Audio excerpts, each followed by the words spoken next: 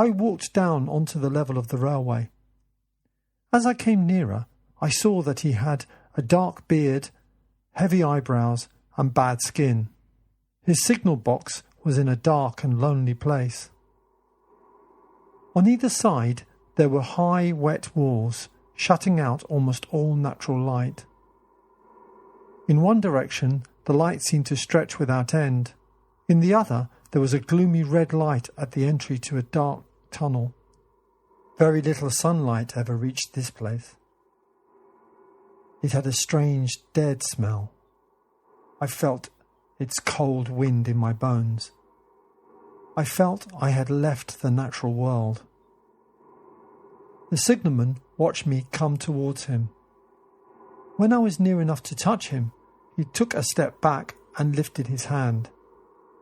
"This is a very lonely place," I said. "I don't expect you have many visitors."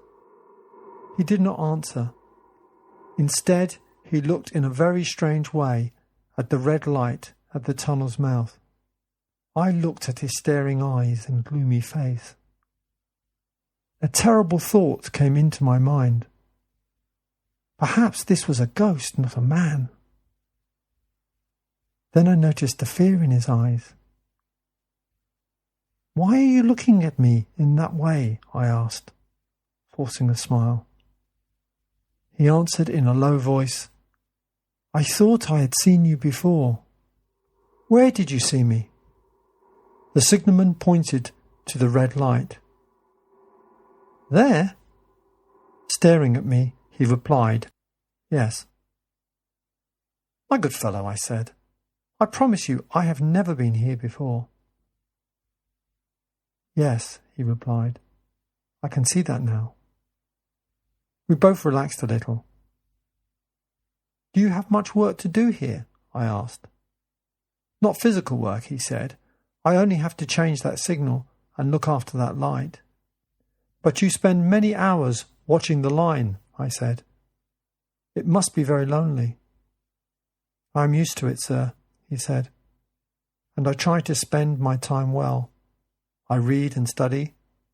"Do you always have to stay down here? Don't you ever go up into the sunshine?" "Not very often, sir," he said. "I must always stay near the line." He took me into his box, where there was a fire and a desk for an official book. There was also a machine with a little electric bell. This was for sending telegraphs along the line. The bell interrupted the signalman several times. When it rang, he had to read off messages and send replies. Once he had to stand outside the door and show a flag as a train passed. Though the signalman obviously knew his work very well, his behaviour was a little strange.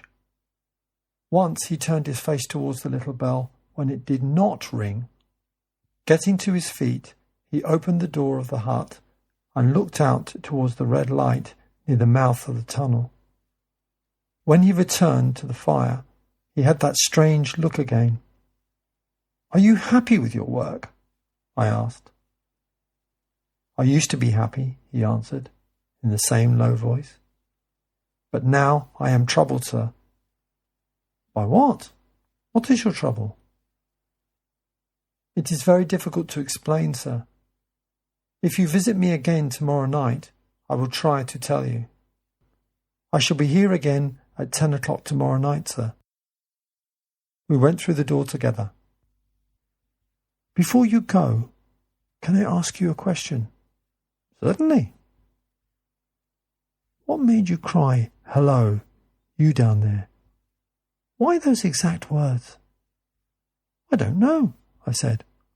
"I suppose it was because I saw you below." "No other reason?" "No."